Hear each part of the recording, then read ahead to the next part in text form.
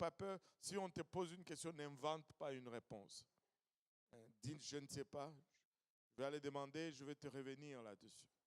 Et très, très important. Et le quatrième point, si tu veux vraiment commencer à enseigner les études bibliques et si tu veux être bon à enseigner les études bibliques, il faut écouter les prédications. Dans une étude biblique, même si vous faites les 12 leçons, c'est impossible qu'on couvre tous les points. Et la Bible, c'est un livre qui n'a pas de fond. C'est-à-dire, tu peux creuser, creuser, creuser, creuser, creuser. Moi, ça fait à peu près 21 ans, 22 ans que j'ai fait les études bibliques. J'arrive toujours, je n'ai jamais fait une étude biblique. Quand je dis une étude biblique, je parle de 12 leçons. Je n'ai jamais fait les 12 leçons au complet sans apprendre quelque chose de nouveau avec quelqu'un. Le Seigneur me montre toujours quelque chose que je ne connaissais pas. Et parce que la Bible, plus tu connais, plus tu vas connaître. Ou je devais dire, plus tu connais, plus tu vas découvrir. Et parce que chaque connaissance est un outil pour aller chercher une autre connaissance. Parce que Dieu est infini. Et ça ne fait que normal. Regardez, au commencement était la parole. La parole était avec Dieu, la parole était Dieu. Or, Dieu est infini. Donc, cette parole, elle est infinie. Tu vas toujours trouver quelque chose. Et elle est puissante. Donc, prends le temps d'étudier, prends le temps vraiment d'étudier et prends le temps d'écouter les prédications. C'est très important d'écouter les prédications. Nous aimons les chansons et c'est normal parce que ça nous fait du bien. Des fois, les prédications vont nous faire du bien, mais des fois, ça va nous... des fois, ça va nous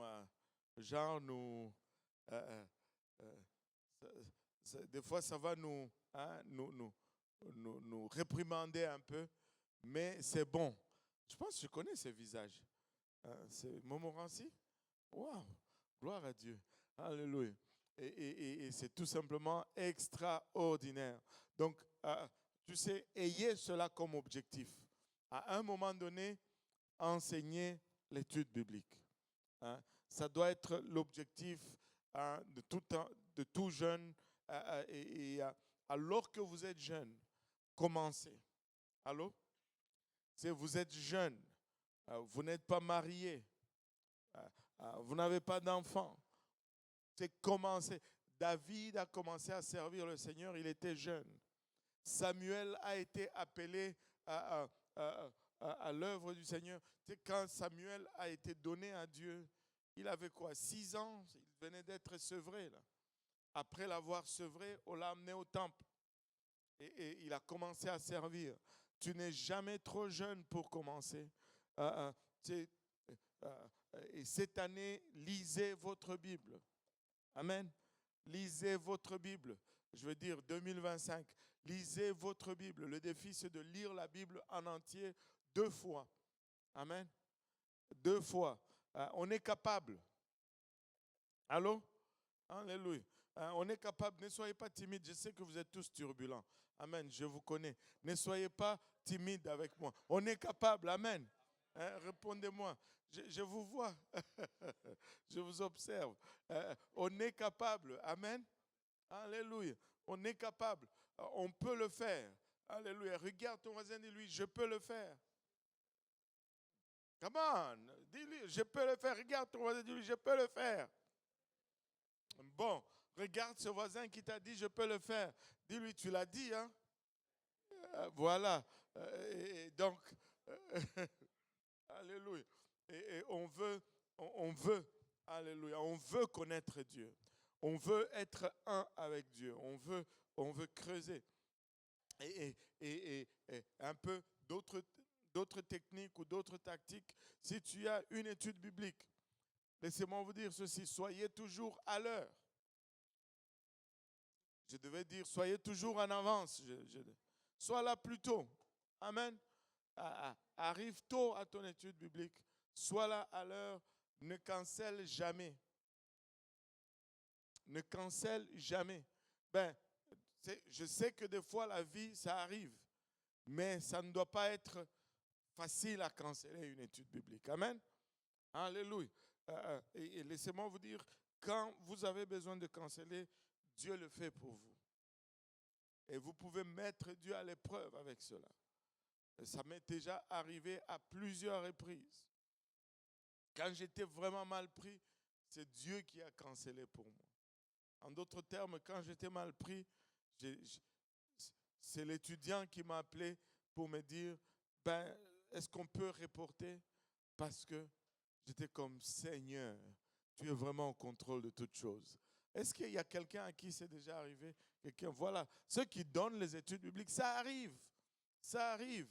Et c'est comme ça. Donc, soyez là, soyez toujours. Hein, là, je suis un peu exagéré, c'est parce que je viens d'un mariage. Je ne fais pas toujours l'étude biblique du lundi en cravate, costume. Soyez toujours sharp, clean, propre, bien habillé. Hein. Tu es l'enseignant. Amen. Ne va pas là comme un bum. C'est ça, on dit un bum. Les pantalons baissés, yo. Non, pas de yo. Hein. Un enseignant des études bibliques ne parle pas de yo, yo. Non. Hein.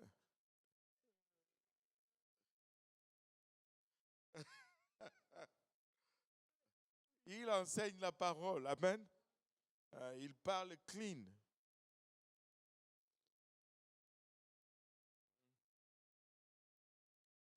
Allô? Oh boy, vous ne vous attendiez pas à ça. Hein? Alléluia. Tu vas te retrouver à enseigner des familles.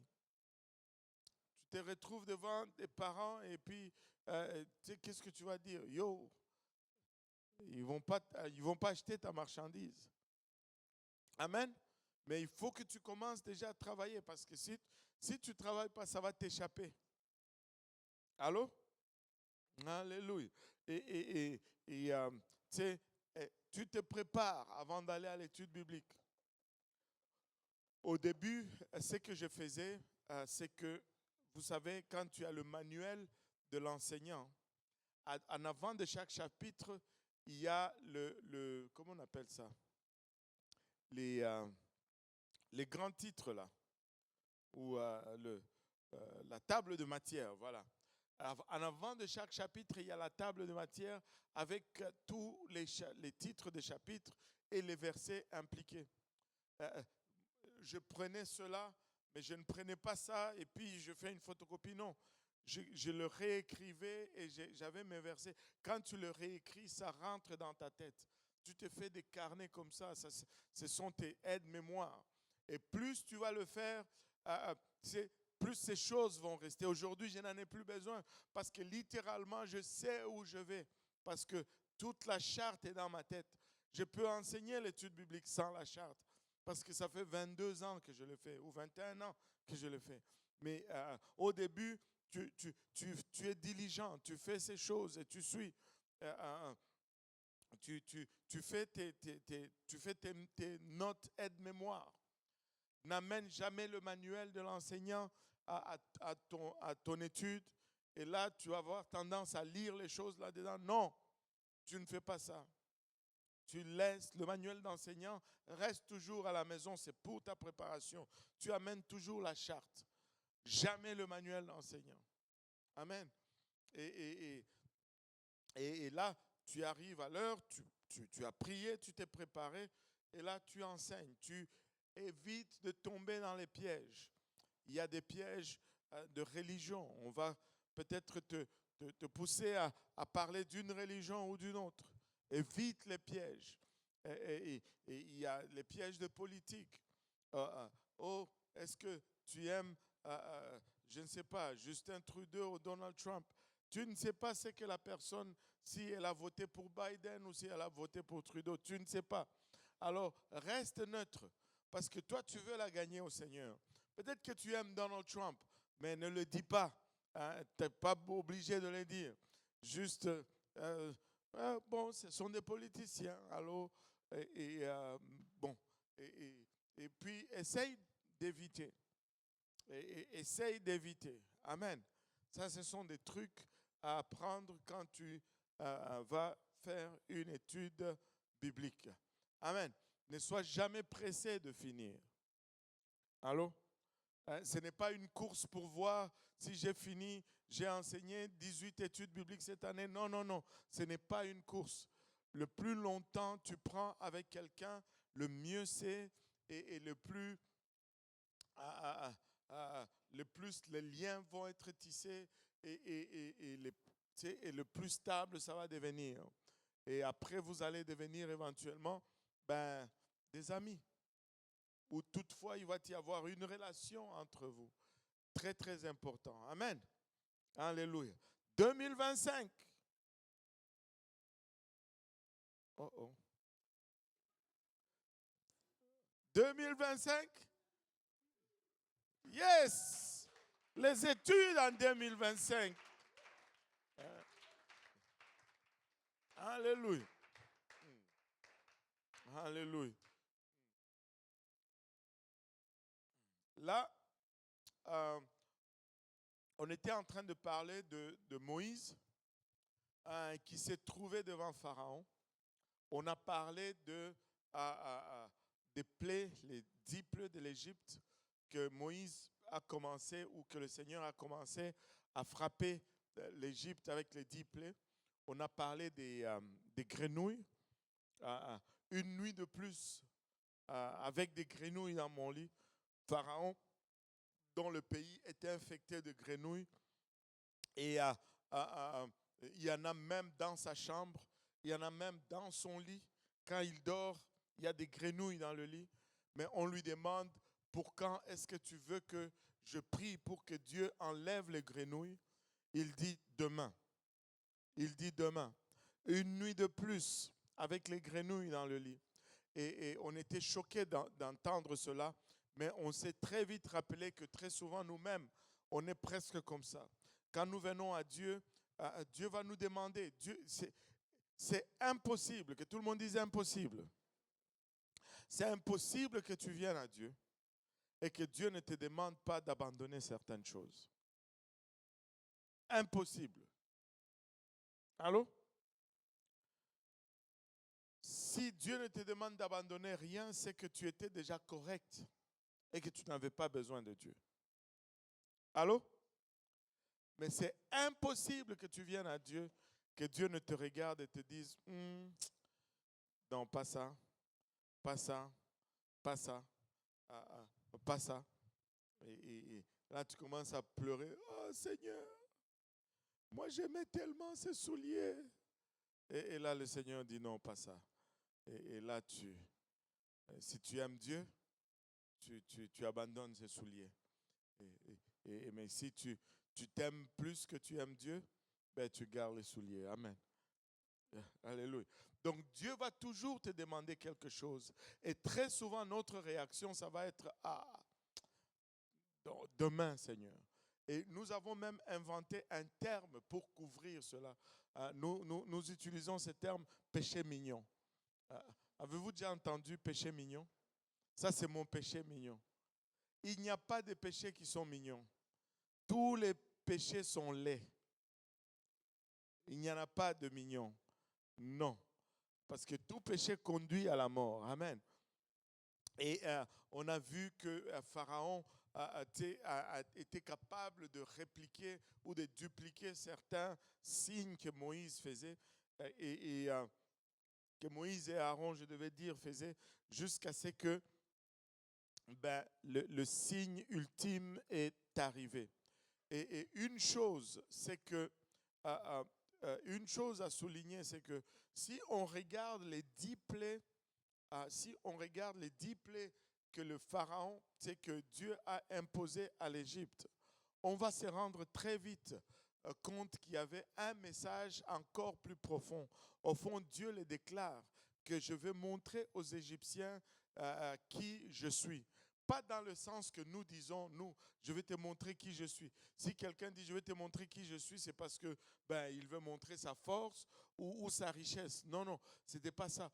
Dieu était en train de dire aux Égyptiens, je suis le Dieu véritable. Je suis le vrai Dieu. Ne perdez pas le temps avec ces idoles et ces faux dieux. Je suis le vrai Dieu. Et pour cela, il a utilisé tout ce que les Égyptiens regardaient comme divinité et il les a utilisés complets. Au fait, quand tu recherches, vous pouvez faire des recherches sur Internet, vous allez voir qu'à chaque plaie, il y a une divinité égyptienne associée. Les Égyptiens avaient un dieu pou, un dieu mouche, un dieu soleil, un dieu, le Nil était regardé comme une divinité. Toutes ces choses étaient regardées comme des divinités, mais Dieu, en les utilisant, est en train de dire, non, non, non, non, non, ne regardez pas à ces choses. Regardez à moi plutôt parce que je suis le seul et l'unique vrai Dieu. Et l'Égypte n'a pas vraiment reçu le message jusqu'à ce que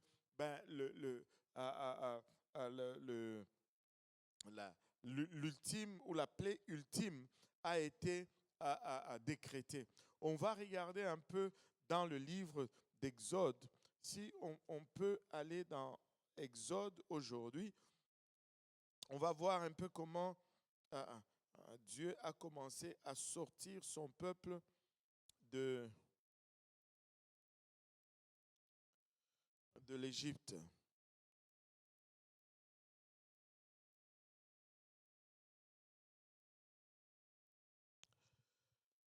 Regardons Exode chapitre 12. Là, on a déjà passé 9 plaies. Il y a eu des poux qui ont infesté l'Égypte. L'eau a été changée en sang. Les ténèbres étaient tombées sur l'Égypte. Des ténèbres telles que on pouvait couper littéralement le ténèbre avec un couteau. Il y a eu les ulcères qui ont frappé, les grenouilles. Et là, finalement, c'est l'ultime.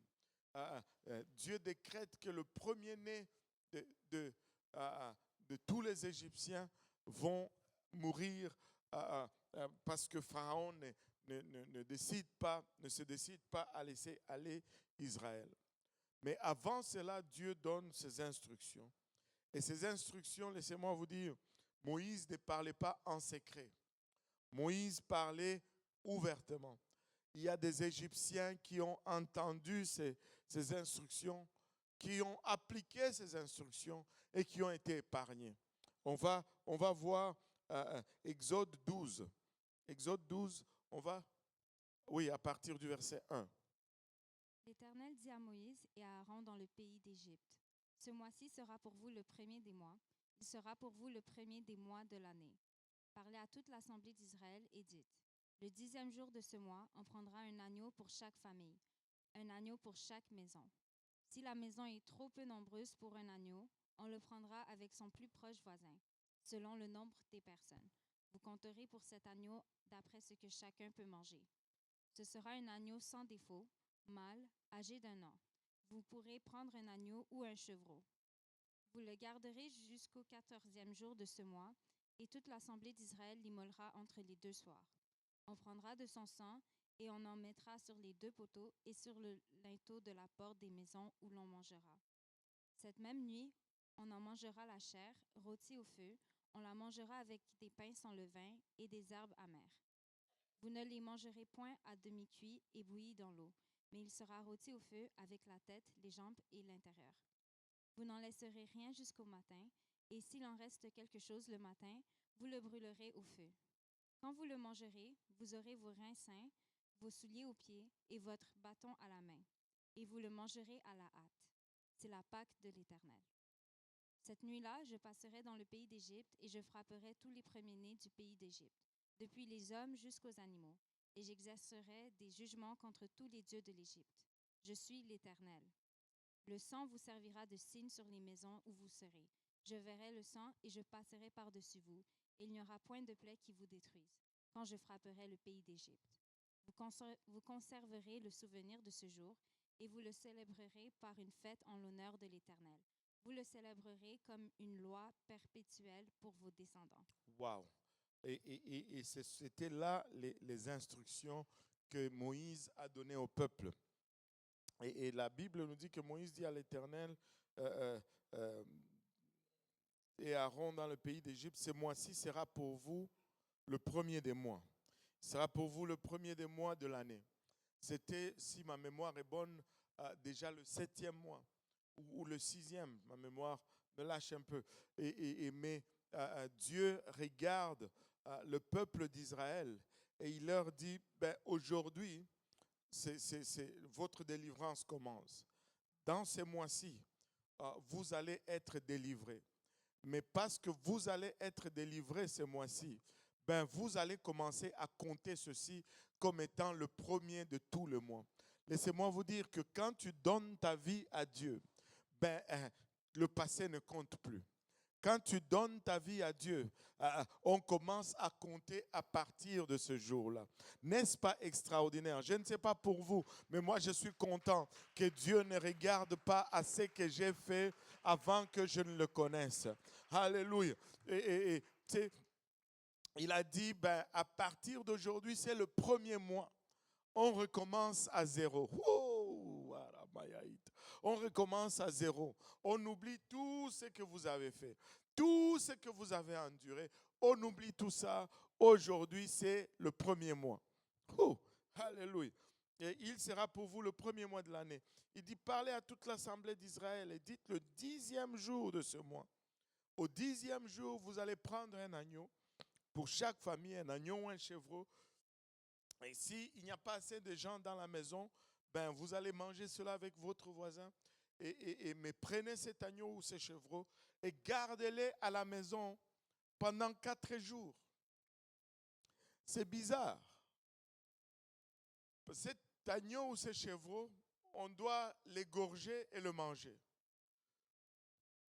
Mais pourquoi le saisir? Pourquoi le prendre 10 jours et le garder avec nous? On pouvait attendre juste le 14e jour et aller le chercher ce jour-là, n'est-ce pas? Allô? Ça ferait un peu de logique. Mais il dit, 10e jour, vous prenez l'agneau, vous le gardez pendant 4 jours et le 14e jour, là, vous allez l'égorger et vous allez le rôtir au feu. Vous n'allez rien enlever, ne le déventrez pas, ne l'éventrez pas pour sortir ce qui est à l'intérieur. Gardez la tête, mais juste faites-le rôtir. Alléluia. Et vous allez les manger avec des herbes amères et ça va être pour vous un signe. 4 jours. Maintenant, il dit ici, ça sera un agneau sans défaut, mâle, âgé d'1 an. Il dit un agneau sans défaut. Et le 4 jours, justement, était donné pour examiner cet agneau. Et durant les 4 jours, on allait examiner cet agneau. À chaque jour, le chef de famille allait inspecter l'agneau pour voir s'il n'y avait pas de défaut en lui. Si toutes ses pattes étaient correctes, si ses poils étaient corrects, si ses oreilles étaient parfaites. Parce que ça devrait être un agneau sans tache, sans défaut. En d'autres termes, sans péché. Parce que cet agneau était le type de Jésus-Christ à venir, qui était sans péché. Amen. Alléluia. Et au 4e jour, on allait le rôtir et le manger avec tout le monde. Mais avant cela, quand on l'égorge, on prend son sang et on le met sur les poteaux. Les poteaux, c'est les 2 côtés de la porte. Et le linteau, c'est la partie verticale. C'est quoi? Non, c'est horizontal. Horizontal de la porte. Et tu mets du sang là-bas, tu mets du sang ici, tu mets du sang ici. Alors que tout le monde est dans la maison. Vous savez ce que ça veut dire? C'est que ça veut dire que si tu vas sortir de la maison, tu vas passer à travers le sang.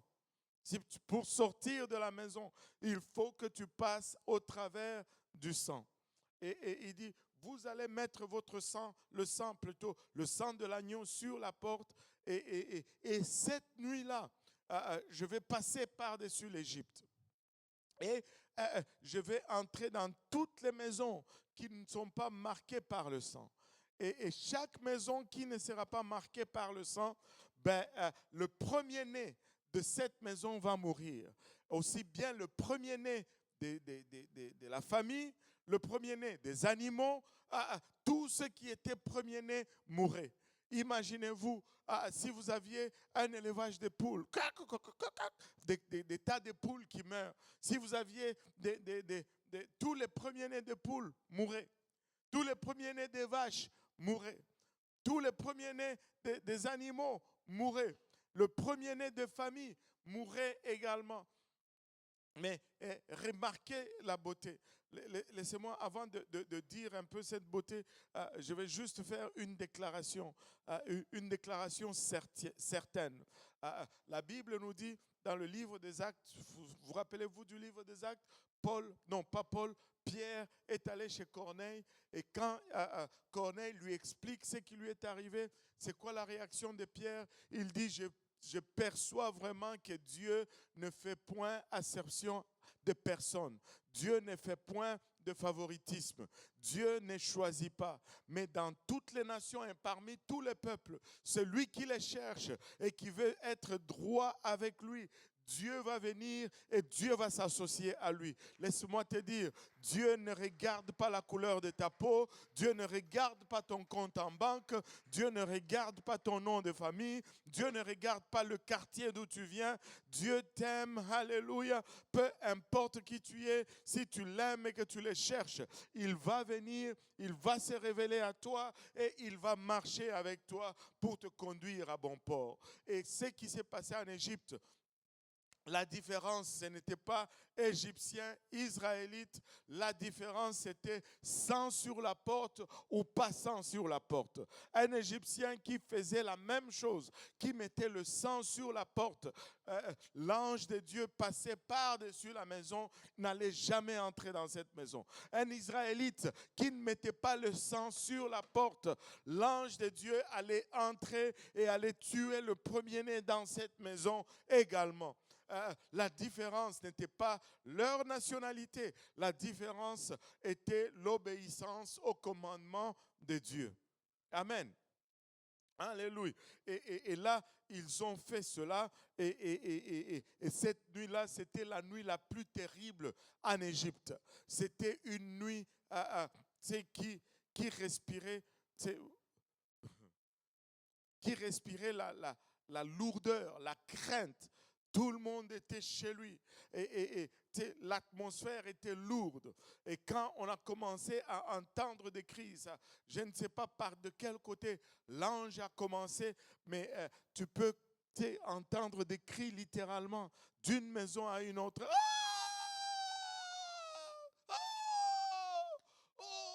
Et l'ange de Dieu a frappé, l'ange de Dieu frappé, l'ange de Dieu frappé, et c'était deuil après deuil, un jour terrible en Égypte. C'était un jour terrible en Égypte. Maintenant, je veux juste, comment on dit, fast forward plus loin, pour juste voir la beauté de la parole de Dieu. Vous savez, il a demandé que cet agneau soit sans tache. Amen. Pas de péché. Notre Seigneur est venu. Savez-vous pourquoi il est né d'une vierge? Savez-vous pourquoi il est né d'une vierge? Marie était vierge. La sémence de la femme. Et les étudiants pentecôtistes. Moi, c'est calme comme ça.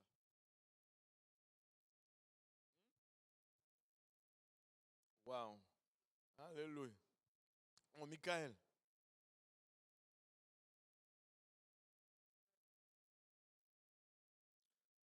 Bon, ça, ce que Dieu avait dit au serpent, c'est pas ça vraiment la raison. Oui, nous on a le péché, mais lui, il est né d'une vierge. Vous savez que sur ce point-là, au moins, tout le monde est d'accord que Jésus est né d'une vierge. Même ceux qui ne croient pas en lui. Oui.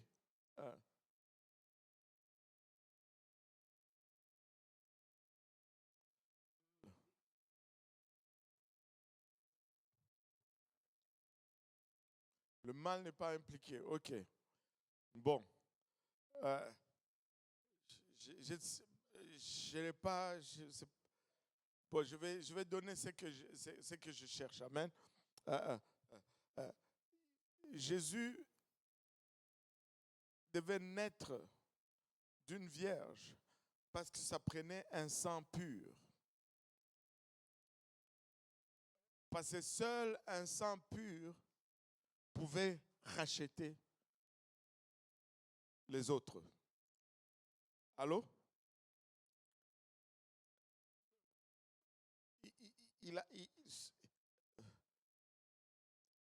Tu sais, je vais vous expliquer. Moi là-haut, je suis déjà pécheur. Si on me tuait pour vous, je ne vais racheter rien parce que j'ai déjà mes péchés à moi-même que je dois payer. Allô? Mais lui, comme il n'en avait pas, je vais un peu expliquer le processus un peu. Il devait naître sans péché parce qu'il était sans péché, il avait un sang pur et c'est ce qui lui donne au fait le pouvoir de rachat. Qu'est-ce que la Bible dit? Le salaire du péché, c'est... Donc, si tu pêches, tu dois mourir. Et c'est ça le contrat. Dans le livre de Genèse, le jour que tu en mangeras, tu mourras certainement. Mais Jésus n'a pas péché. Mais le diable a fait une erreur. Parce que Jésus n'a pas péché. Mais il a mis quand même à mort. Allô? Parce qu'il avait un sang pur, il n'avait pas de péché, il a mis quand même à mort. Vu que le salaire du péché, c'est la mort, or Jésus n'a pas de péché, mais il a la mort. Donc, il peut réclamer un salaire. Allô? Si vous comprenez le mécanisme? Il peut réclamer le péché de quelqu'un pour justifier sa mort. C'est pourquoi,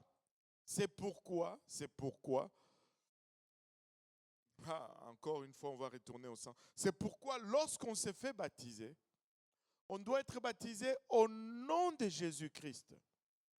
C'est essentiel, c'est absolu. Tu dois être baptisé au nom de Jésus parce que c'est le nom qui a une mort, mais qui n'a pas de péché.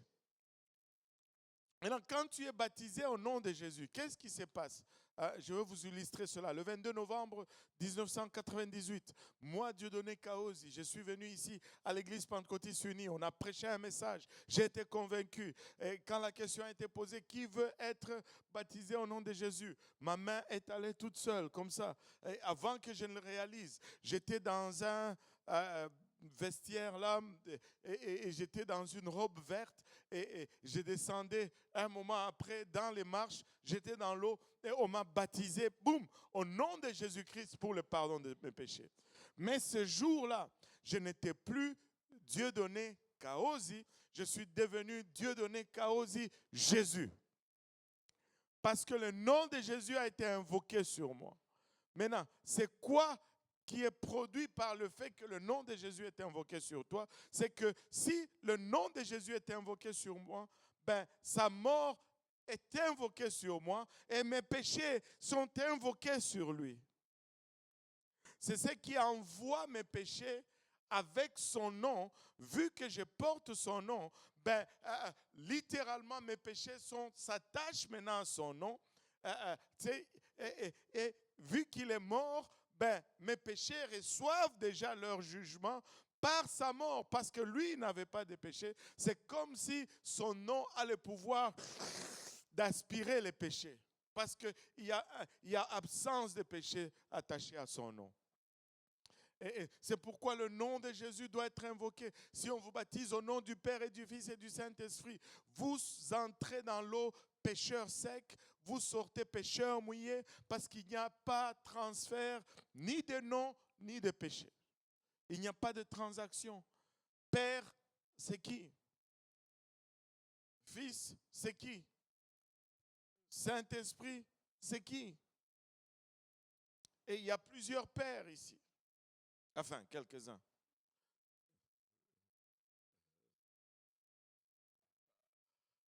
Fils, oh, il y a des fils ici. Si j'appelais juste fils, il y en a plusieurs qui peuvent s'élever ici. Amen. Mais ça prend le nom. C'est pourquoi dans votre Bible, il n'y a pas un seul baptême qui est fait au nom du Père et du Fils et du Saint-Esprit. Tous les baptêmes qui sont faits dans la Bible sont faits au nom de Jésus. Et c'est bien que vous soyez baptisés comme c'est fait dans la Bible. Amen. Alléluia. Maintenant, regardez le sang. Regardez le sang. Il devait mettre le sang sur la porte. Et quand il passait, littéralement, il passait à travers le sang. Mais quand nous sommes baptisés au nom de Jésus, nous sommes baptisés dans l'eau et dans le sang de Jésus. L'eau, oui, nous l'avons, mais le sang, d'où est-ce qu'il vient? Le sang est amené par son nom. La Bible nous dit dans le livre d'Hébreux que sans effusion de sang, il n'y a point de pardon de péché. La Bible nous dit dans le livre des Actes que répentez-vous et que tous soient baptisés au nom de Jésus pour le pardon des péchés. Ce n'est pas vraiment le verset que je cherchais. Celui que je cherchais, c'est tous les prophètes rendent de lui ces témoignages que quiconque croit en lui reçoit par son nom le pardon des péchés. Effusion de sang, pardon des péchés. Son nom, pardon des péchés. Si vous avez fait moindrement les maths, vous pouvez aboutir à cette conclusion. Sang égale non. Amen. Alléluia. Et c'est pourquoi le nom doit être invoqué, parce que c'est le nom qui amène le sang. Et si Dieu vient et que le nom de Jésus est sur toi, il voit le sang de Jésus et il ne va pas te condamner. Mais s'il n'y a pas de sang, il y a une condamnation qui pend sur toi. Maintenant, regardez. Vous rappelez-vous du Seigneur un peu avant sa crucifixion? Il est entré à Jérusalem. On l'a accueilli. Hosanna au fils de David. Là, les rameaux, nous qui étions catholiques, une fois, on allait à la messe de rameaux. Qui est-ce qui se rappelle la messe de rameaux? Alléluia. C'était toujours avec le truc de palmier là. Alléluia. Et après, on rentrait à la maison, on mettait ça dans le salon ou bien au-dessus de la porte. Est-ce que vous faisiez ça aussi? Oh Seigneur, c'est la même chose. C'est ce jour-là, il est entré, l'entrée triomphale du Seigneur. Et quand il est entré à Jérusalem, ça c'est juste quelques jours avant sa crucifixion. Il est allé directement au temple.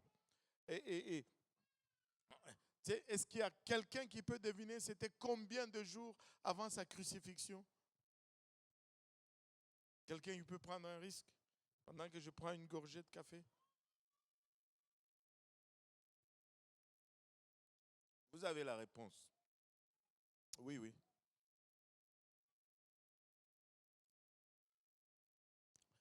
Ne vous faites pas avoir avec les dimanches de Rameaux. Ce n'était pas le dimanche de Rameaux qu'il est rentré à Jérusalem. Amen.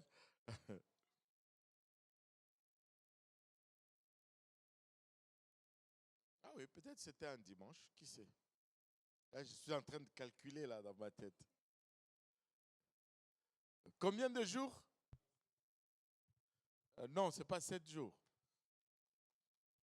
Ce n'est pas 7 jours. Come on, quelqu'un. Soyez un peu intuitif. Hey Seigneur, ou vous avez peur, ou vous... Regardez, je vous ai parlé, non pas 30, 3, non pas 3, 4. Je vous ai parlé, l'agneau représente le Christ. On prenait cet agneau 4 jours. Juste. Come on, guys. 4 jours, c'était 4 jours. Et pour les 4 prochains jours après son entrée triomphale, il allait au temple tous les jours. Rappelez-vous, il a renversé les tables. Pourquoi pensez-vous qu'il faisait cela? Pour accomplir ce qui était écrit. Les pharisiens et les sadducéens les posaient des questions. Et si vous étudiez votre Bible, elle va vous dire qu'ils étaient en train d'examiner pour voir s'il n'y avait pas de défauts dans sa doctrine. Christ a été examiné comme cet agneau sacrificiel. Pendant 4 jours, on a regardé pour voir s'il y avait des défauts en lui. Mais laissez-moi savoir, laissez-moi plutôt vous dire que le jugement a été rendu par Ponce Pilate. Il s'est tenu debout à la même heure exactement que le souverain sacrificateur allait examiner l'agneau sacrificiel et qu'il allait dire qu'il ne trouve pas de défaut. Ponce Pilate a déclaré: je ne trouve en lui aucune faute. Et le verdict a été donné. Christ a été examiné pendant 4 jours et Christ a été trouvé sans tache, c'est-à-dire approprié pour le sacrifice. Laissez-moi vous dire, Jésus-Christ nous fait sortir de ce monde. Comme cette brebis pascale faisait sortir l'Israël de l'Égypte. Nous sortons de ce monde. Ne vous attachez pas trop à ce monde. Nous sommes de passage. Nous sommes de passage. Ce n'est pas chez nous. Nous sommes là juste temporairement. Un jour, la trompette va sonner. Un jour, l'archange va donner le signal. Et ce jour-là, nous devons être prêts. Nous voulons être prêts. Nous voulons partir. Ce jour-là, plus rien ne va valoir la peine. Aujourd'hui, vous êtes là, oh, mon travail. Mais laissez-moi vous dire, lorsque la trompette sonne, ça ne va valoir rien. Aujourd'hui, vous êtes là. Et je ne vous dis pas d'arrêter de travailler. Hein. Je vous connais, vous. Oh, pasteur a dit, non, non, ce n'est pas ce que je dis. Amen. Il faut travailler. Alléluia. Il faut travailler. La Bible dit, si tu ne travailles pas, tu ne manges pas non plus. Allô? Il faut travailler. Il faut aller à l'école. Bon, je vais me corriger là. Parce que beaucoup d'entre vous allez à l'école. Mais ce n'est pas tous ceux qui vont à l'école qui étudient. Il faut étudier. Je vais juste à l'école. Non, il faut étudier. Un enfant de Dieu réussit ses cours. Un enfant de Dieu passe. Écoute, si tu es le dernier de ta classe, comment tu vas faire? Qui va accepter une étude biblique de toi? Allô? Sérieusement parlant, là, entre nous. Dites-moi. Et ça fait du sens? Non. Ils ne vont pas vouloir, ils vont dire, mais je ne veux pas suivre tes études là parce que je ne veux pas échouer comme toi. Allô? Il faut réussir.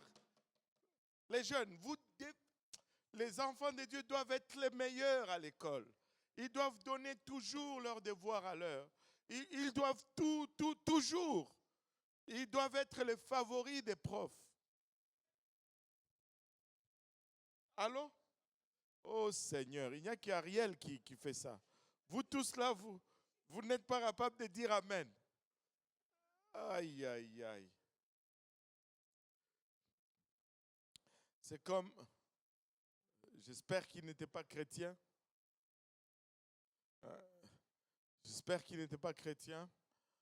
Ces jeunes qui vont à l'école, il dit, monsieur, j'ai fait mon devoir, mais je l'ai oublié à la maison. Et le prof se lève, il prend ses clés de la voiture, il dit, viens, monte dans la voiture, on va aller chercher ton devoir. Là, il ne voulait plus sortir de la classe. J'espère que ce n'est pas toi, là. Hein? Alléluia, amen, gloire à Dieu.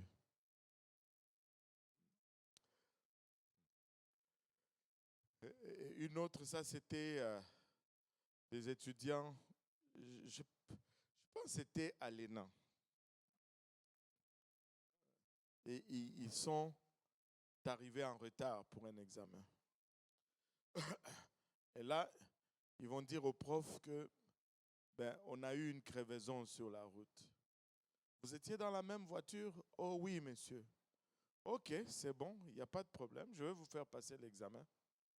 Il rentre dans la salle. Il dit, on va faire ça différemment. Il les met dans des classes séparées. Il dit, je vais vous donner juste une question. C'était quel pneu?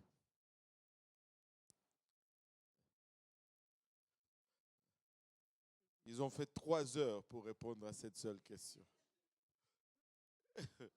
Quel pneu? Le pneu avant gauche, arrière gauche, avant droit ou arrière droit? Ils n'ont pas pensé à cela. Mais les chrétiens doivent être les meilleurs. Amen. Oh Seigneur Jésus, vous devez être le meilleur à l'école. Vous devez être un exemple. On doit vous regarder et dire, ben, elle est différente, il est différent. Il y a quelque chose de spécial avec cette personne. Et nous devons être les meilleurs. Amen. Et vous savez, Christ a été examiné et il a été trouvé sans faute. Et c'est pourquoi il a été jugé digne d'être l'agneau sacrificiel.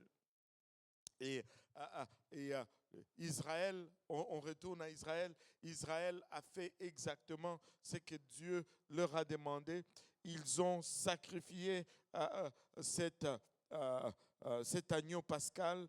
Et cette nuit-là, quand c'est arrivé, Dieu a frappé tout le premier-né d'Égypte et jusque dans la maison de Pharaon. Pharaon a perdu son premier-né cette nuit-là. Et quand cela est arrivé, Pharaon a envoyé des gens chercher Moïse et Aaron. Faites-moi venir Moïse et Aaron. Prenez vos femmes, prenez vos enfants, prenez ce que vous voulez. Sortez de l'Égypte, sortez du milieu de nous, prenez vos clics et vos claques, sortez. Et ces jours-là, ils sont sortis de l'Égypte avec empressement. Littéralement, on les suppliait de sortir parce qu'on réalisait que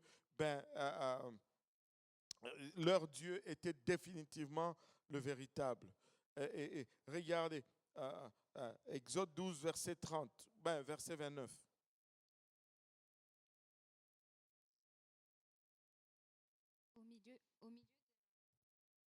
Au milieu de la nuit, l'Éternel frappa tous les premiers-nés dans le pays d'Égypte, depuis le premier-né de Pharaon, assis sur son trône, jusqu'au premier-né du captif dans sa prison, et jusqu'à tous les premiers-nés des animaux.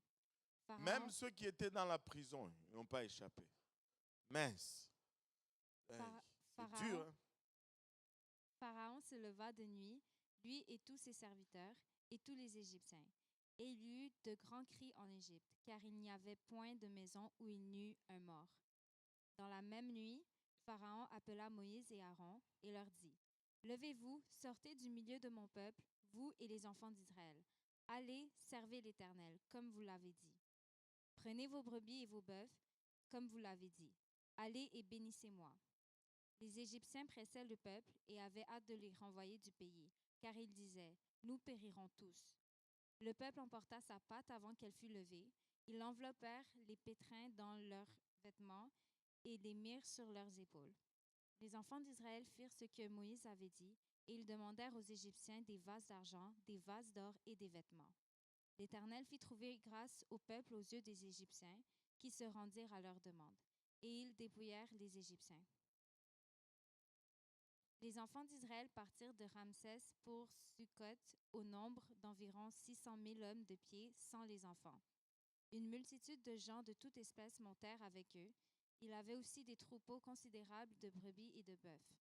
Ils firent des gâteaux cuits sans levain avec la pâte qu'ils avaient emportée d'Égypte et qui n'était pas levée, car ils avaient été chassés d'Égypte sans pouvoir tarder et sans prendre des provisions avec eux. Le séjour des enfants d'Israël en Égypte fut de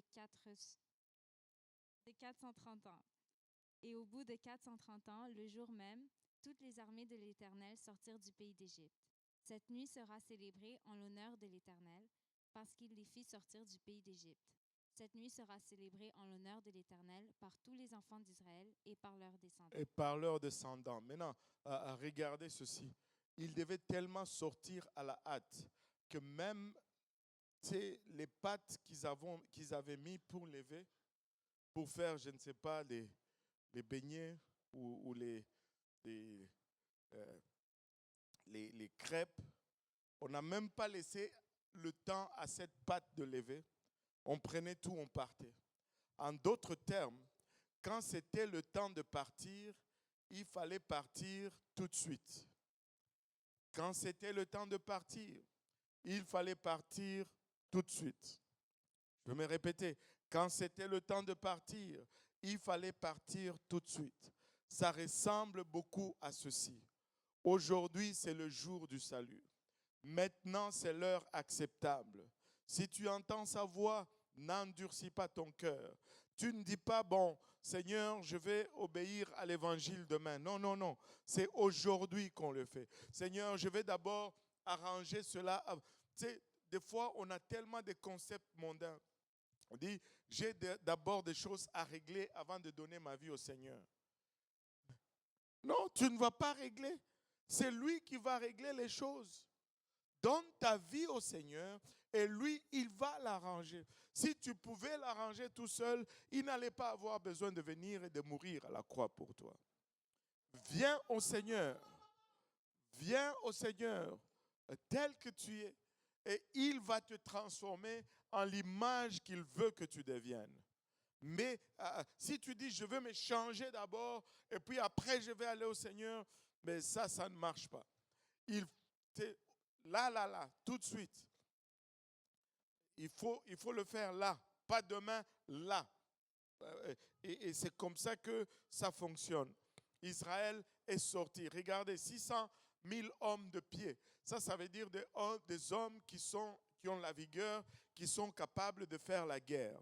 Ça ne compte pas les femmes, ça ne compte pas les enfants. Parce qu'en Israël, à cette époque-là, les femmes n'allaient pas faire la guerre. Amen. Allô? Les femmes ne doivent pas aller faire la guerre.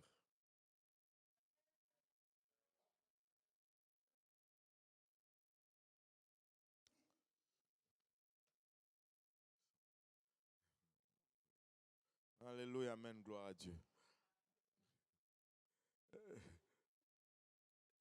Et ça donne une estimée de un minimum de 2 millions de personnes. Les estimés le plus conservateur, c'est environ 1,5 million à 2 millions. Mais les estimés les plus larges, ils vont aller des fois jusqu'à 4-5 millions de gens. Imaginez-vous, mettons 2 millions. Imaginez-vous 2 millions de personnes qui se lèvent tous en même temps et qui disent on va partir. L'île de Montréal, c'est à peu près 2,7 millions sur l'île. Je pense que si tu prends le Grand Montréal, c'est presque 4,1, 4,2, je ne me rappelle plus, millions d'habitants. Mettons juste sur l'île, si tout le monde disait, bon, on se lève, on va tous à Toronto le même jour. Imaginez-vous le trafic que ça va faire. Et c'était quelque chose de spectaculaire.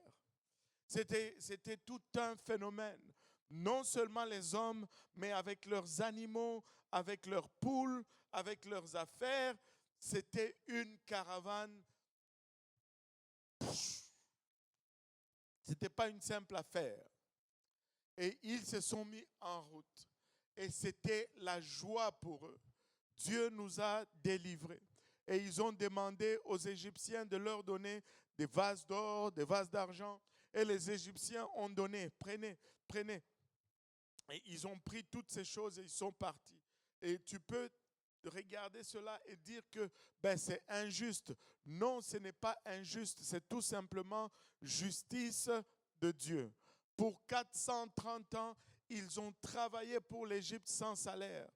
Dieu a fait un rappel de toutes les années qu'ils ont travaillé, et ils ont reçu un salaire.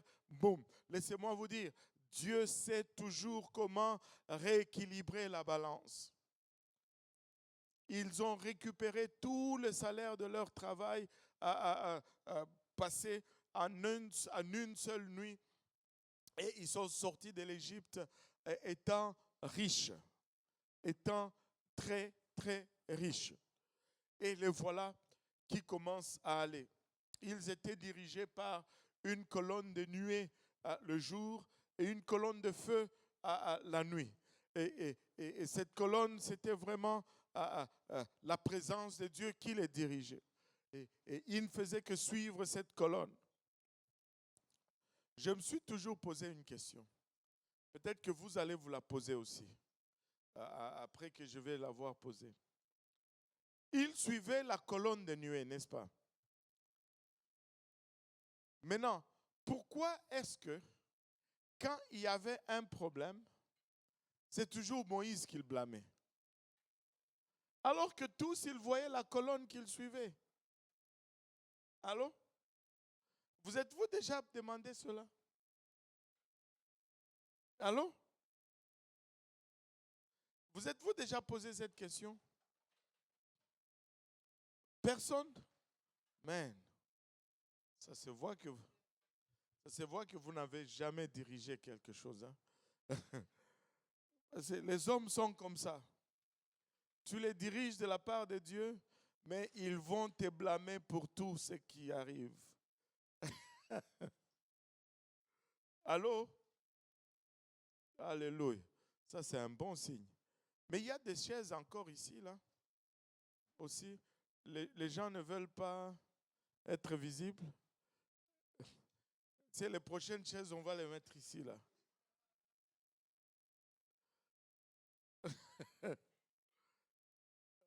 Amen. Alléluia. Et donc, ils n'ont pas... ils étaient conduits par la colonne de nuée et la colonne de feu. Mais quand il y avait un problème, c'est Moïse, qu'est-ce qu'il nous a fait? Mais attends, c'est clair que lui aussi suit la colonne là. Amen. Alléluia. Si au moins la colonne allait ici et puis Moïse disait non, allons ici, là on pouvait au moins le blâmer, n'est-ce pas? Mais c'est plus facile de blâmer un homme. Amen. Et ils ont suivi cette colonne qui les a conduits dans un chemin particulier qui les a amenés au pied de la mer Rouge. Maintenant, sur les bords de la mer Rouge. Maintenant, l'endroit qu'ils se sont retrouvés est un endroit particulier qu'on appelle Pi-Hahiroth. Maintenant, cet endroit était particulier dans ce sens que le chemin vient et tu traverses littéralement une chaîne de collines ou de montagnes. Et quand tu rentres dans cette gorge et que tu ouvres sur la mer, il y a comme une grande plage. Tu sais, s'il y en a qui veulent, je pense que je vous avais suggéré ça ici ou peut-être c'était ailleurs. Et si vous allez sur YouTube, vous regardez un documentaire intitulé Red Sea Crossing. Red Sea Crossing. Vous allez voir littéralement le chemin qu'ils ont pris et là où ils sont arrivés. Et dans le temps, comment on appelle? Le roi Salomon avait fait mettre une colonne de deux côtés de la mer Rouge à la place où les enfants d'Israël avaient traversé. Je pense que du côté de l'Égypte, si ma mémoire est bonne, on a enlevé cette colonne pour effacer la trace, mais de l'autre côté de la mer Rouge, cette colonne est encore là. Tu peux aller la voir sur Google, tu vas la voir. Et tu vas trouver toutes les informations dans ce documentaire Red Sea Crossing. C'est très, très intéressant. Et quand tu regardes la place où ils sont arrivés, vraiment, c'est comme si tu rentres, tu passes à travers cet entonnoir et tu sors de l'autre côté et la mer est devant toi. Mais si quelqu'un te barre la route par derrière, tu n'as pas d'issue. Tu ne peux pas t'échapper ni à gauche ni à droite. Et c'est dans cette position-là que les enfants d'Israël se sont retrouvés. Mais pendant qu'ils ont marché, les Égyptiens ont attendu 1 jour, 2 jours, 3 jours. Ils ne sont jamais retournés parce que c'était que, bon, ils vont adorer leur Dieu et puis ils vont revenir. Mais ils ne sont jamais revenus. Et Pharaon s'est réveillé et il s'est dit, mais où est-ce qu'on va trouver encore une main-d'œuvre aussi gratuite pour construire nos villes? Il faut les poursuivre et les ramener. Et là, il a sorti son armée et ils sont allés à la poursuite de Pharaon. Les chars et les chevaux. Et là, Israël était bloqué, la mer en face. L'armée de Pharaon, ils voient comment les chars de Pharaon lèvent la poussière dans le désert à leur poursuite. Ils se tournent vers Moïse, ils se disent, mais qu'est-ce que tu nous as fait? Pourquoi est-ce que tu nous fais venir jusqu'ici pour nous faire mourir dans le désert? Et ils ont dit une phrase célèbre que je n'oublierai jamais. Ils disent, n'y avait-il pas assez de sépulcres en Égypte pour que tu viennes nous faire mourir ici dans le désert? En d'autres termes, on va mourir ici, on ne va même pas être enterré alors qu'il y avait des tombes en Égypte. Je ne sais pas pour vous.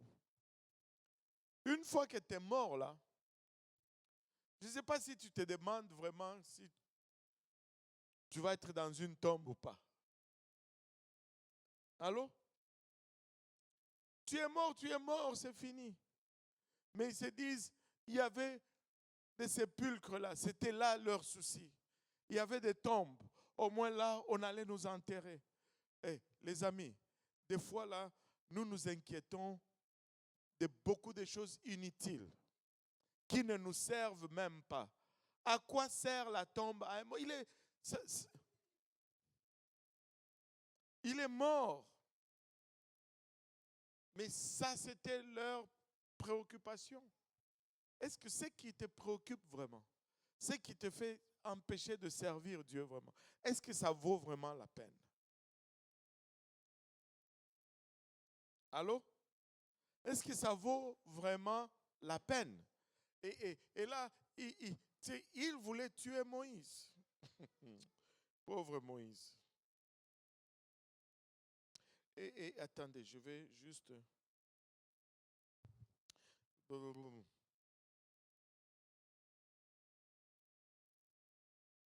On va aller dans le chapitre 14.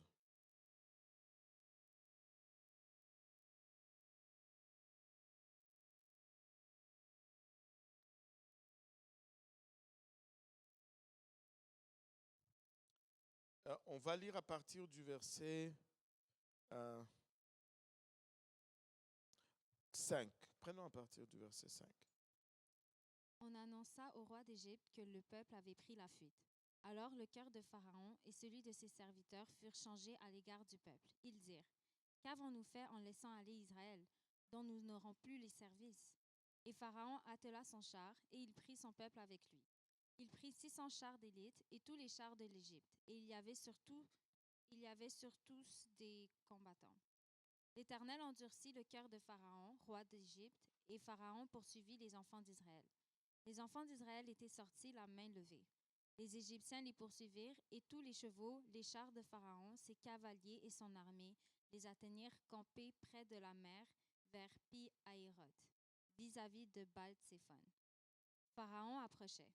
Les enfants d'Israël levèrent les yeux, et voici, les Égyptiens étaient en marche derrière eux.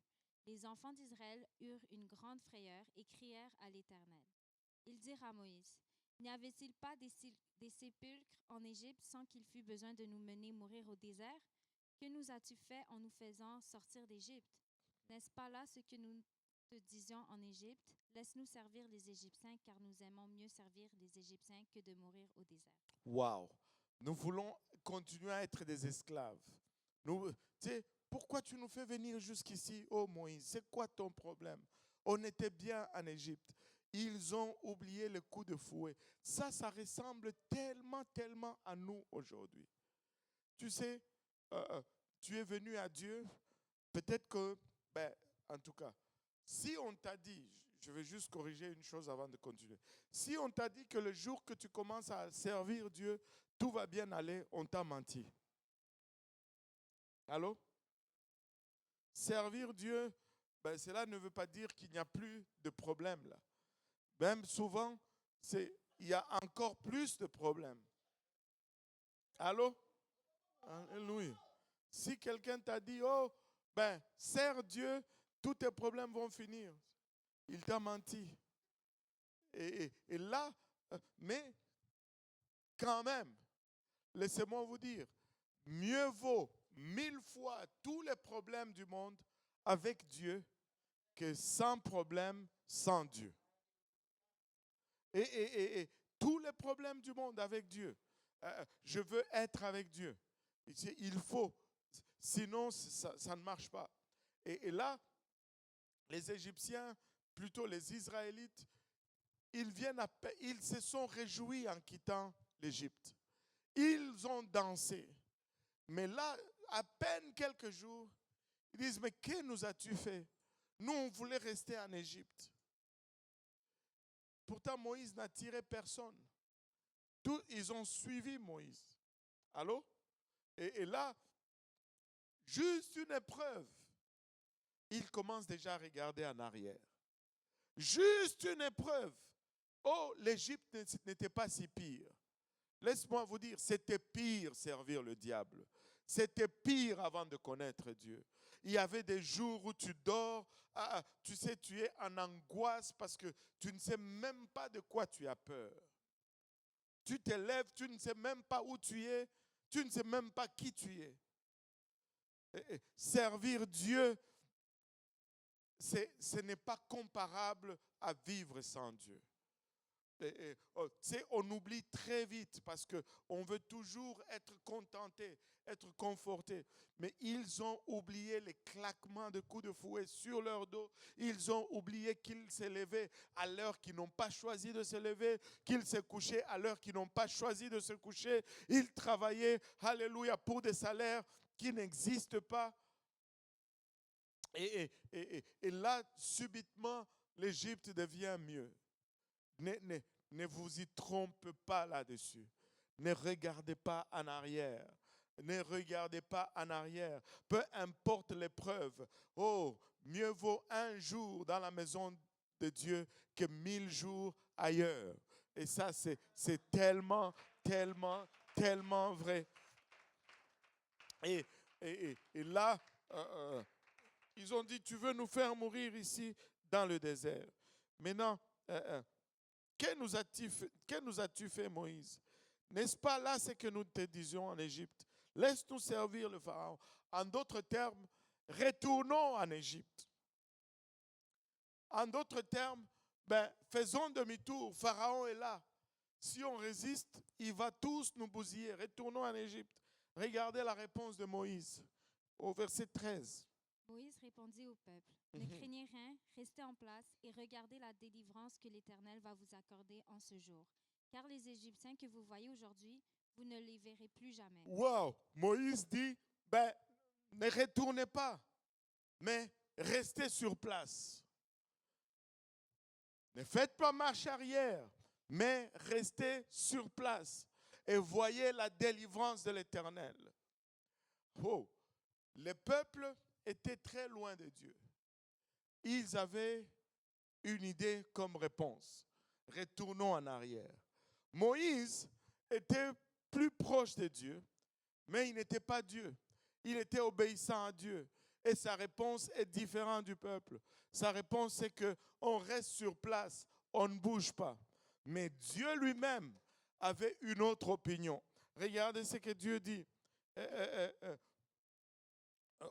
Versets 14 et 15. L'Éternel combattra pour vous et vous gardez le silence. L'Éternel dit à Moïse. L'Éternel dit à Moïse. Pourquoi ces cris? Parle aux enfants d'Israël et qu'ils marchent. Wow! Ah, pourquoi s'écrit? Parle aux enfants d'Israël et qu'ils marchent. Dieu dit avancez. Moïse dit restez sur place. Le peuple dit retournons en Égypte. Vous voyez la progression? Plus loin on est de Dieu, plus nos réponses sont loin de ce que Dieu désire. Rapprochons-nous de Dieu. Rapprochons-nous de Dieu. Pour eux, ils allaient retourner en Égypte. Pour Moïse, restons sur place. Mais Dieu dit, avançons. Avec Dieu, on doit toujours avancer. Avec Dieu, on avance toujours. Même si c'est un petit pas, mais ça va être un petit pas vers l'avant. Alléluia. Quelqu'un a dit, mais pasteur, c'est très lent avec Dieu. Oui, peut-être c'est lent, mais il y a du mouvement dans la bonne direction. On avance.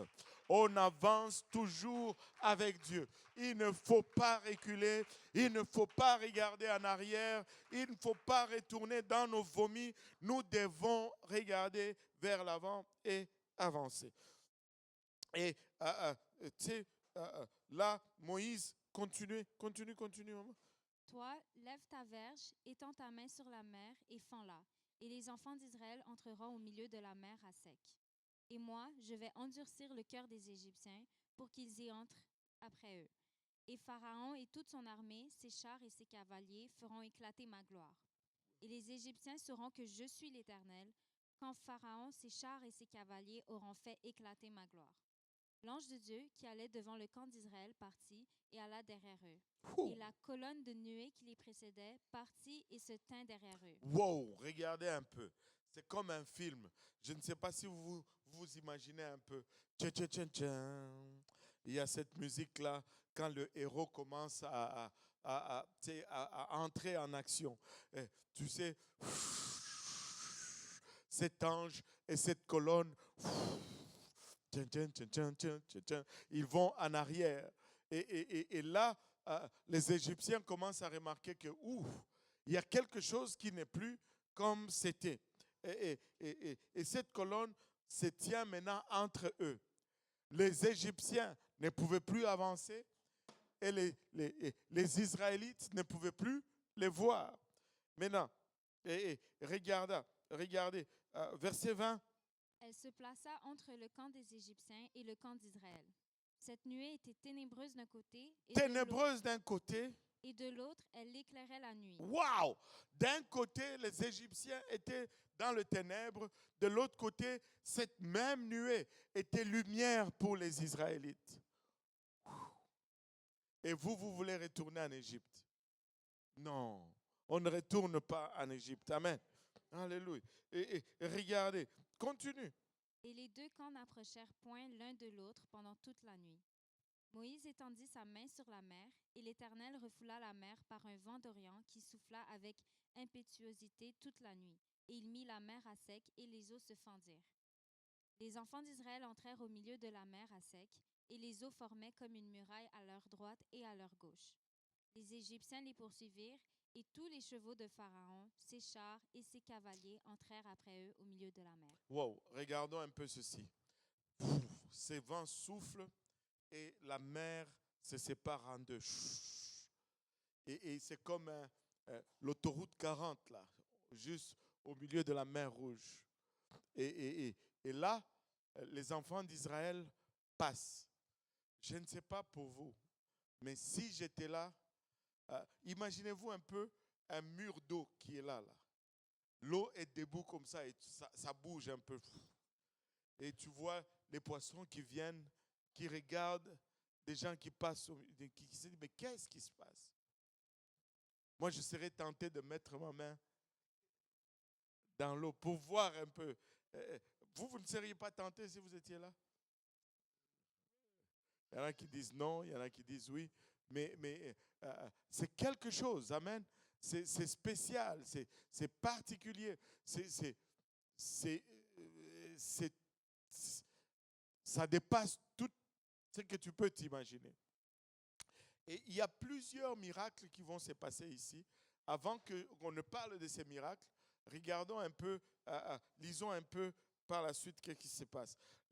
Les enfants d'Israël traversent toute la nuit et là, les Égyptiens embarquent aussi parce que cette colonne saute, s'enlève, et puis les Égyptiens embarquent aussi sur le même chemin. Et ça nous dit quoi par la suite? À la veille du matin, l'Éternel, de la colonne de feu et de nuée, regarda le camp des Égyptiens et mit en désordre le camp des Égyptiens. Il ôta les roues de leurs chars et en rendit la marche difficile. Les Égyptiens dirent alors, « Fuyons devant Israël, car l'Éternel combat pour lui contre les Égyptiens. » Wow! Hey, hey. Les Égyptiens disent, en tout cas, on a un problème. Parce que l'Éternel a choisi un camp. Et il a choisi le camp d'Israël. Mais laissez-moi vous dire, l'Éternel a choisi un camp dans notre combat. Et la Bible nous dit, si Dieu est pour nous, si Dieu est pour nous, si Dieu est pour nous, qui sera contre nous? Alléluia. Dieu s'élève. Alléluia. Et littéralement, les Égyptiens qui rentrent avec leurs chars au milieu de cette mer, bizarrement, leurs roues commencent à se détacher de leurs chars. Leurs roues commencent à s'enlisser. Continue un peu la lecture un peu. L'Éternel dit à Moïse, « Étends ta main sur la mer, et les eaux reviendront sur les Égyptiens, sur leurs chars et leurs cavaliers. » Moïse étendit sa main sur la mer, et vers le matin, la mer reprit son impétuosité, et les Égyptiens s'enfuirent à son approche. Mais l'Éternel précipita les Égyptiens au milieu de la mer. Les eaux revinrent et couvrirent les chars, les cavaliers et toute l'armée de Pharaon qui était entrée dans la mer après les enfants d'Israël. Et il n'en échappa pas un seul. Mais les enfants d'Israël marchèrent à sec au milieu de la mer, et les eaux formaient comme une muraille à leur droite et à leur gauche. En ce jour, l'Éternel délivra Israël de la main des Égyptiens, et Israël vit sur le virage de la mer les Égyptiens qui étaient morts. Israël vit la main puissante que l'Éternel avait dirigée contre les Égyptiens, et le peuple craignit l'Éternel, et il crut en l'Éternel et en Moïse, son serviteur. Wow. Maintenant, regardez un peu cette scène. Moïse étend la main, la mer s'ouvre, mais la Bible dit qu'Israël traverse à pied sec. Donc, le fond de l'eau, là, a séché tout de suite. Instantané. J'étais au Cameroun, j'étais à Yaoundé dernièrement. On est allé baptiser des gens dans une rivière. Et quand je suis entré dans la rivière, j'ai mis mes pieds là-dedans. J'ai senti une sauce boueuse envelopper mes orteils. Ce n'était pas sec le fond de l'eau là. Allô? Et tu sais, mais Dieu ouvre la mer, mais il sèche aussi le fond. Israël traverse à sec. Mais quand les Égyptiens s'engagent, ils entrent, ils arrivent au milieu de la mer, le fond qui était sec, subitement devient boueux encore. Les chars de Pharaon s'enlissent, le roue se défend. Et là, les Égyptiens se disent, wow, là on est pris dans un piège. Le Dieu d'Israël est contre nous. Et avant qu'ils commencent à battre retrait et qu'ils sortent de là, ils ne peuvent plus avancer aussi vite qu'ils avançaient parce que le fond de la mer n'est pas aussi sec qu'il était et la mer se referme sur eux et c'était une grande délivrance ce jour-là pour Israël. Israël était de l'autre côté, Pharaon et ses chars sont engloutis dans la mer et c'était un jour de joie. On va lire le cantique que Myriam a écrit. Les enfants d'Israël se sont réjouis parce que c'était la délivrance. Maintenant, il y a quelques leçons que nous pouvons apprendre de ce moment. Une des leçons type, c'est celui-ci.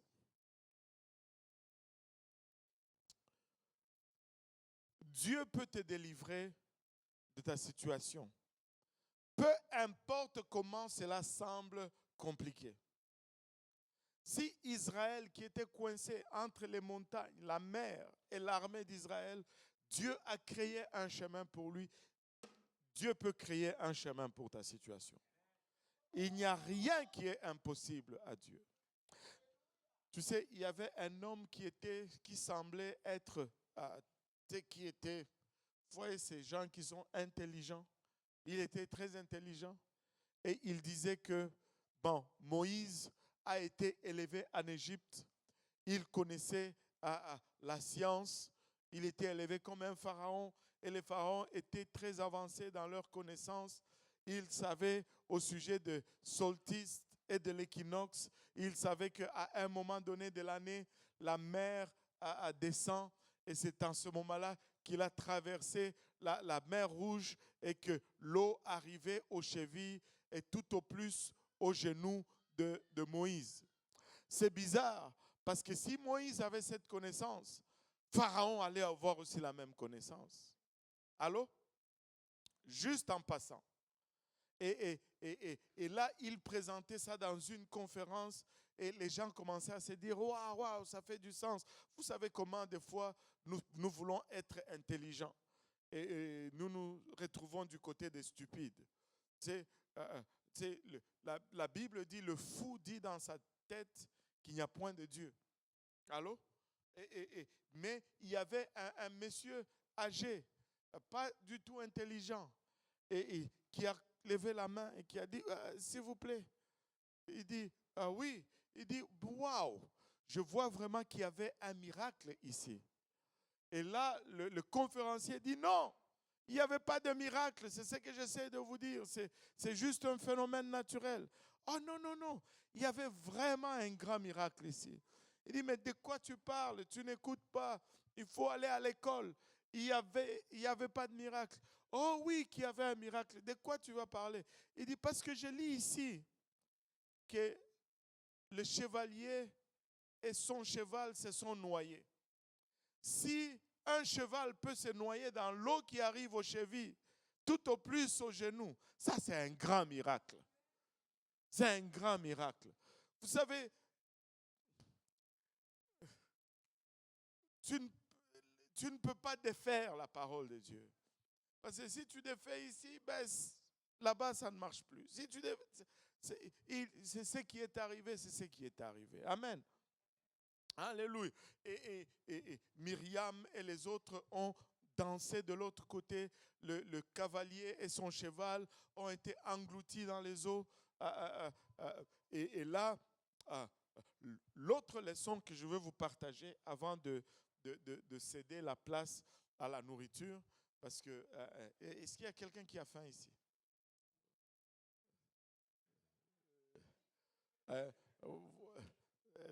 Dites la vérité là. Si on sort la nourriture, ceux qui n'ont pas levé les mains là ne vont pas manger.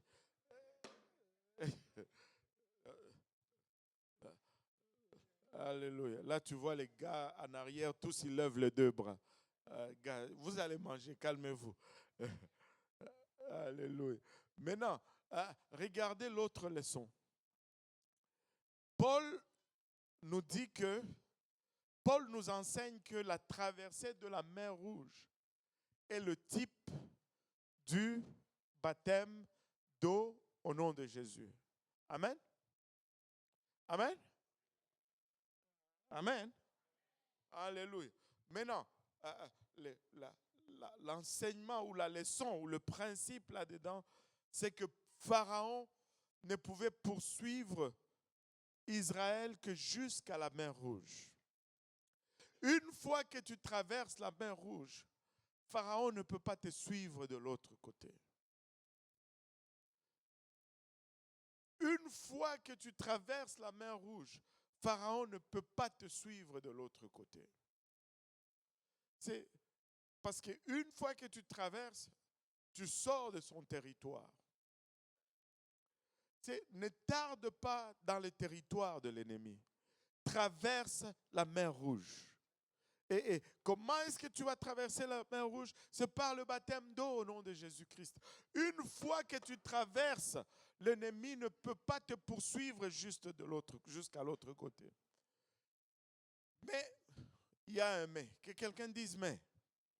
Mais comment expliquer, pasteur, alors, toutes ces batailles que j'ai depuis que j'ai servi, j'ai commencé à servir le Seigneur? Est-ce qu'il y en a qui ont eu des batailles depuis? Oh Seigneur Jésus. Ariel, c'est pourquoi il adore fort là, parce que l'adoration, c'est juste charger ses mitraillettes. Comme ça, quand ils vont venir la nuit, il est prêt. Il est prêt. Il faut adorer quand vous venez à la maison de Dieu. Amen. Alléluia. Maintenant, tu sais, quand tu es baptisé au nom de Jésus, la Bible nous dit que celui qui est en Christ, il est une nouvelle créature. Voici, toutes les choses anciennes sont passées et voici, toutes choses deviennent nouvelles. Et ce verset est vrai. Allô? Ce verset est vrai.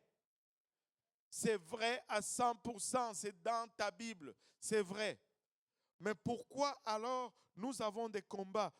Regardons encore à la Bible. Oh, certes, ils ont quitté l'Égypte, mais avant d'atteindre la terre promise, même dans la terre promise, ils ont eu des batailles. Ils ont eu d'autres batailles. Ils ont eu les Amalécites, tout le long qui les ont combattus. Ils ont eu les Éviens, les Phérésiens, les Philistins. Les batailles n'ont pas cessé. Mais toutes les batailles n'étaient pas Pharaon. Allô? Il va y avoir d'autres combats. Mais la différence, c'est que tu ne combats plus pour la victoire, tu combats dans la victoire. Parce que tu n'es plus dans les territoires de Pharaon. Et Pharaon ne peut pas t'atteindre. Pharaon ne peut pas t'atteindre. Il y a d'autres combats. Oh oui, mais le diable ne peut pas t'enlever de la main du Seigneur. C'est ça la promesse que nous avons de lui, n'est-ce pas? Oui ou non? Alléluia. Ceux qui sont dans mes mains, l'ennemi ne peut pas l'ôter. Mais nous, maintenant, regardons le principe jusqu'au bout. Amen. Parce que des fois, nous allons faire des choses et nous allons blâmer Dieu. Allô? Quand ils sortent de l'Égypte, Dieu leur dit, ne retournez pas en Égypte. Et Pharaon ne pouvait pas les poursuivre de l'autre côté. Mais rien ne les empêchait, eux, de retourner volontairement en Égypte. Et très souvent, c'est ce que nous allons faire. Nous allons retourner à nos choses anciennes. Ça n'a aucun pouvoir sur toi si tu restes de ce côté de la mer Rouge.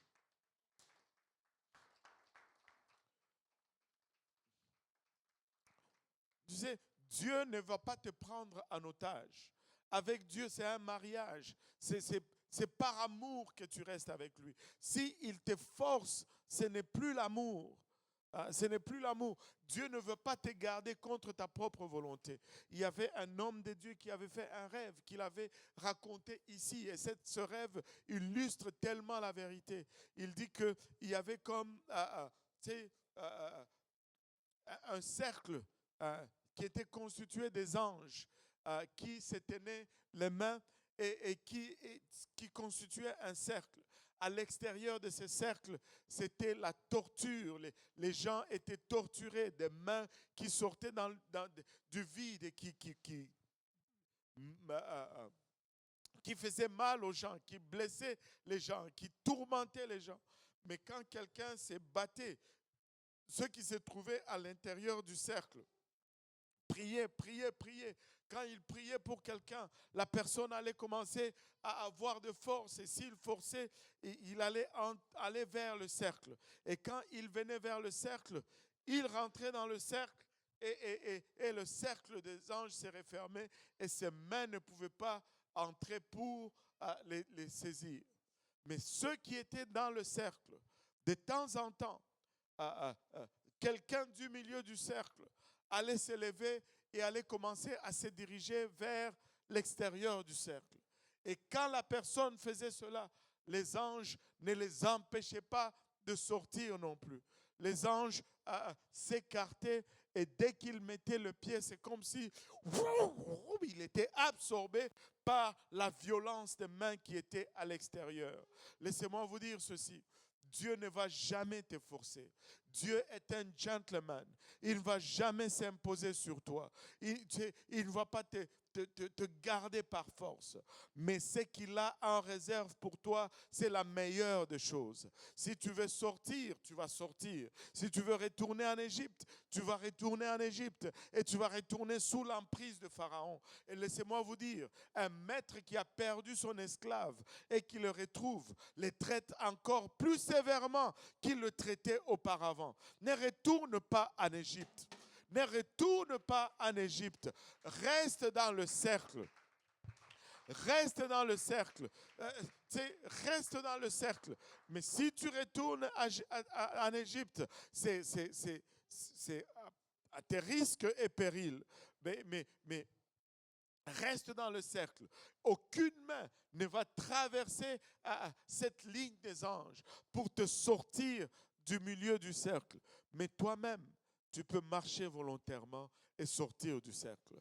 Mais Pharaon ne peut pas traverser la mer Rouge. Mais toi, tu peux la traverser et retourner en Égypte. Mais ne fais pas cela. Ne fais pas cela. Amen. Donc, on va laisser un peu les Israélites de l'autre côté de l'Égypte. Là, ils ne sont plus sous l'esclavage. En 2025, on va voir comment ils vont faire leur marche vers la terre promise. Amen. Si tu veux connaître la suite, 2025. Il faut attendre 1 an. Est-ce qu'il y a des questions aujourd'hui?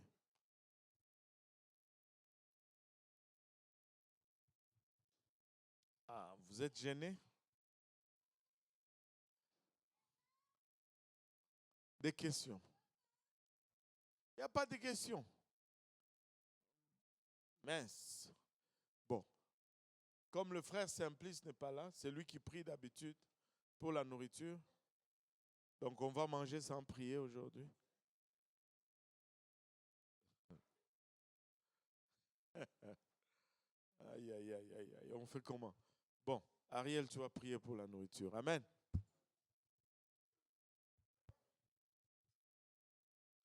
Merci Père éternel pour ce repas. Merci Père éternel pour les mains que nous ont béni ce repas. Oh Père éternel, merci de pouvoir davantage. Oh Père éternel, Seigneur Jésus-Christ, pouvoir encore plus avant que Père éternel, nous ayons la force de faire ta volonté, de faire ton œuvre, Seigneur Jésus-Christ. Merci Père éternel de nous avoir permis de nous réunir